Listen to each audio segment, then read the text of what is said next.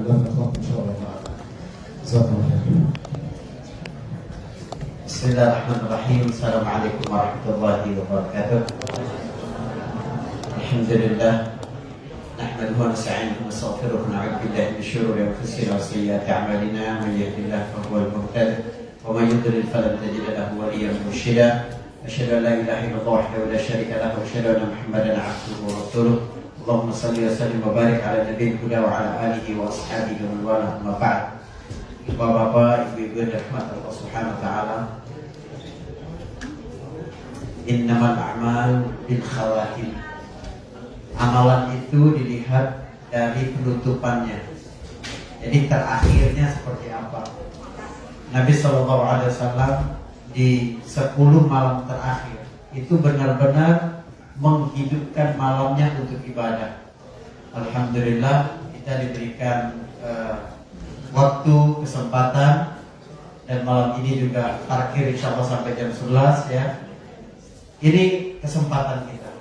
Ini adalah tarawih terakhir, witir terakhir ya, di bulan Ramadan tahun 1446 ini. Gunakan kesempatan ini dengan baik untuk beribadah kepada Allah Subhanahu wa taala. Tidak apa-apa letih ya, tidak apa-apa nahan ngantuk sedikit, itu semua akan berakhir tapi pahalanya akan kekal. Inilah yang kita ambil dari doa ketika berbuka puasa. Nabi SAW ini hadisnya Hasan ya. Ketika berdoa Nabi mengucapkan dhahabadh dhama'u wabtallatil 'uruq wa thabatal ajru insyaallah. Haus telah hilang, tenggorokan sudah basah, tapi pahala terus ya telah ditetapkan oleh Allah Subhanahu wa taala. Jadi lihat, keletihan beribadah, rasa haus, lapar kita pada akhirnya hilang. Kita menahan lapar selama ini dari mulai awal Ramadan sampai tadi saat matahari terbenam selama 29 hari. Sekarang masih ngerasa gak kita lapar? Gak ngerasa. Hanya dalam waktu 5 menit, 10 menit hilang itu. Tapi pahalanya berkekalan. Itu yang harus terus menjadi spirit kita dalam beribadah. Ini mirip seperti cerita Nabi SAW bahwa di akhirat nanti ada seorang hamba yang paling menderita di dunia. Lalu dia dicelupkan dengan satu celupan surga. Lalu kemudian diangkat, ditanya oleh Allah SWT, "Fulan, kamu pernah gak merasa menderita dalam hidupmu?" Dia berkata, "Demi Allah, tidak pernah aku merasa menderita sekalipun." Hanya satu celupan surga membuat dia lupa dengan seluruh kesusahan itu. Sebaliknya ada orang yang paling senang ketika di dunia, paling mewah, dicelupkan dengan satu celupan neraka, lalu ditanya, "Kamu pernah gak merasa senang dalam hidup kamu?" "Demi Allah, aku gak pernah merasa senang sekalipun dalam hidupku."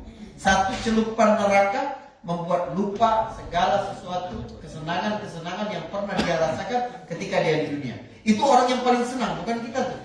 Orang yang paling banyak hartanya, dihormati kemana-mana, semau dia, apapun dia bisa lakukan, dia bilang dia gak pernah merasakan itu. Hanya karena satu celupan neraka. Jadi memang bagi orang mukmin yang paling penting dalam hidup adalah akhirat itu. Ketika kita merasa letih dalam ibadah, semangatkan, motivasikan diri kita bahwa memang ini bukan tempat untuk rehat di dunia ini. Dunia ini tempat berletih-letih. Ala inna sil'atallahi ghaliyah. Ketahuilah bahwa berdagang dengan Allah, surga Allah itu memang mahal. Jadi memang harus ada yang kita korbankan. Dalam ibadah yang paling penting adalah ruhut tadhiyah. Ada ruh berkorban dalam diri kita itu. Segala sesuatu yang kita lakukan ini, kalau ada rasa berat, di situ titik pengorbanannya. Disitulah berarti titik ibadahnya, pengabdian kita, penghambaan kita kepada Allah Subhanahu wa taala. Ibu-ibu, bapak-bapak yang dirahmati Allah Subhanahu wa taala, Ramadan ini benar-benar mengajarkan kita satu hal, bahwa Anda mampu. Ternyata kita mampu menahan diri untuk tidak makan, tidak minum, padahal ada rasa lapar, ada rasa haus, ada rasa ingin makan. kita mampu. Ramadan berkata Anda mampu untuk menahan marah pada saat ada hal-hal yang menyulut emosi dalam diri kita. Ternyata oh enggak, aku bisa, aku puasa, aku sedang menahan diri, menahan hawa nafsuku. Ternyata kita bisa. Maka begitu juga ya di hari-hari yang lain. Ketika kita punya uang, kita bisa tahan diri untuk tidak belanja kalau memang itu tidak butuh. Iya kan? Ternyata kita bisa untuk tidak membalas pada saat kita mampu untuk membalas. Ini yang diajarkan Ramadan. Keterampilan menahan diri itu luar biasa. Disiplin paling sulit itu disiplin dengan diri sendiri. Kita bisa disiplin pergi ke tempat kerja, walaupun malamnya nggak tidur, tetap harus absen jam 7 pagi, mesti kita datang. Kenapa? Karena disiplin berkaitan dengan orang lain. Kita walaupun pengen lama-lama di masjid ini, enggak, karena jam 11 parkiran harus ditutup. Bisa kita disiplin. Kenapa? Sebab berkaitan dengan orang lain. Tapi puasa itu mengajarkan kita tingkat disiplin paling tinggi, disiplin dengan diri kita sendiri. Cara mengatur kedisiplinan di dalam diri itu yang diajarkan oleh puasa dua hal. Apa itu? Imanan wahtisaban. Memperbaiki hubungan kita dengan Allah, yaitu keimanan, dan memperteguh keimanan kita, visi akhirat kita, yaitu ihtisaban. Apa arti imanan? Iman, percaya kepada Allah Subhanahu wa taala. Percaya itu adalah kerja batin yang tidak bisa dicerna oleh akal. Orang percaya, kita percaya dengan surga, percaya dengan neraka, percaya bagaimana kenikmatan surga, bagaimana siksa di neraka. Bisa nggak nalar manusia sampai di situ? Nggak bisa. Tapi ini wilayah keimanan. Tapi inilah yang membuat manusia menjadi baik, menjadi takut untuk menzalimi orang lain, menjadi takut berkhianat kepada pasangannya, menjadi takut untuk durhaka kepada suaminya, menjadi takut untuk membelanjakan hartanya pada hal-hal yang tidak diinginkan pada Allah Subhanahu wa taala, menjadi bersemangat untuk melakukan kebaikan, menjadi sangat antusias ketika memberikan kemanfaatan bagi orang lain. Kenapa kita melakukan itu? Kenapa? Sebab kita percaya dengan akhirat. Kita percaya dengan Allah, bahwa Allah mengetahui segala niat kita, segala perbuatan baik kita, dan kita percaya ada balasan nanti di akhirat. Jadi subhanallah, puasa ini mengikat kedisiplinan diri kita menjadi kedisiplinan tingkat paling tinggi karena dia berkaitan dengan diri sendiri, tidak berkaitan dengan orang lain. Anda kalau bisa disiplin di tempat kerja, ya, bisa disiplin di sekolah, itu wajar sekali karena ada aturan eksternal. Bisa disiplin di negeri ini karena ada aturan-aturan di negara ini. Tapi ketika Anda disiplin dengan diri sendiri, itu tingkat kedisiplinan yang paling tinggi yang ada dalam diri manusia. Nah, saudara, selain kita memperbaiki hubungan baik kita dengan Allah selama bulan Ramadan, kita memperbaiki hubungan baik kita dengan manusia. Bagaimana meningkatkan hubungan baik sesama yang dapat menguatkan hubungan baik dengan Allah? Lakukan sesuatu yang terbaik dalam peran sosial tanpa berharap ada reward apa-apa dari manusia. Kita belajar dari Nabi Musa alaihissalam. Ketika Nabi Musa dalam surat Al-Qasas dimulai ayat 21, Allah bercerita bagaimana fakharaja minha khaifan yataraqqab. Nabi Musa alaihissalam itu keluar dari Mesir dalam keadaan takut, terus melihat-lihat ada nggak yang membuntuti dia setelah dia takut dibunuh karena dia sudah memukul orang dan menyebabkan orang itu meninggal dunia. Nabi Musa berjalan tilqa Madian, pergi ke negeri Madian. Kemudian dia dapati ada dua orang perempuan yang sedang mengambil air, menunggu di dekat satu sumur. Tapi mereka menunggu di kejauhan karena tidak mau berhimpit-himpit dengan laki-laki. Ya, mereka menunggu itu dulu. Baru kemudian Nabi Musa ketika melihat dua orang ini, Nabi Musa berkata, "Ma khatbakuma?" Ya, ma khatbukuma. Kamu ada urusan apa di sini? Lihat kata-kata singkat dari Nabi Musa alaihissalam menunjukkan bahwa Nabi Musa tergerak hatinya hanya untuk menolong jika dua orang ini butuh pertolongan. Bukan ada modus minta nomor handphonenya, nanya ya media sosialnya, nggak ada sama sekali. Memang Nabi Musa kata-kata singkat sekali kepada perempuan itu. Kalian butuh apa kok ada di sini? Lalu dua orang itu menyebutkan, kami punya ayah yang sudah tua sehingga tidak bisa mengambil air. Kami tidak bisa berdesak-desakan dengan laki-laki, jadi kami menunggu dulu mereka. Akhirnya Nabi Musa alaihissalam membuka tutup sumber air itu, sumur itu sendirian. Padahal itu harus biasanya membutuhkan beberapa orang laki-laki untuk membukanya. Memang Nabi Musa alaihissalam ini memiliki kekuatan fisik yang luar biasa. Jadi Nabi Musa ketika memukul orang Qibti, orang Koptik, ya, yang berkelahi dengan orang Bani Israel yang menyebabkan kematian, Nabi Musa tidak niat membunuh, kan? Tapi ternyata pukulan Nabi Musa itu, pukulan hanya untuk bikin dia jatuh, rupanya bikin mati.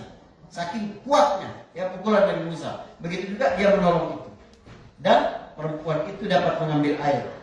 Subhanallah, membantu orang yang lemah tanpa modus. Begitu selesai, Nabi Musa alaihissalam dalam keadaan lapar, takut, tidak ada tempat tinggal. Nabi Musa langsung menyingkir, ya, ke pohon. Itu di ayat 24 itu di surah Al-Qasas itu nanti dirujuk. Nabi Musa langsung menuju ke pohon, tidak lagi ya beramah tamah dengan dua perempuan itu. Lalu berdoa kepada Allah Subhanahu wa taala, Rabbi inni lima anzalta alayya min khairin faqir. Lihat adab Nabi Musa alaihissalam. Dia setelah membantu orang, dia tidak berharap kepada orang lain, tapi dia berdoa kepada Allah, berharap kepada Allah. Harusnya begitu kita. Selama bulan Ramadan kita menyediakan takjil untuk berbuka, makanan untuk sahur, kita ya membersihkan sama-sama masjid, gotong royong besok untuk sholat Idul Fitri. Memang tidak berharap pujian manusia, pengakuan manusia, akreditasi sosial. Nggak ada artinya amalan kita. Kalau kita ada terselip sedikit pun ingin mencari kekaguman, pengakuan, pujian manusia, na'udzubillah min dzalik. Nabi Musa hanya berkata kepada Allah SWT, ya Allah, aku sangat membutuhkan apapun yang Engkau berikan darimu.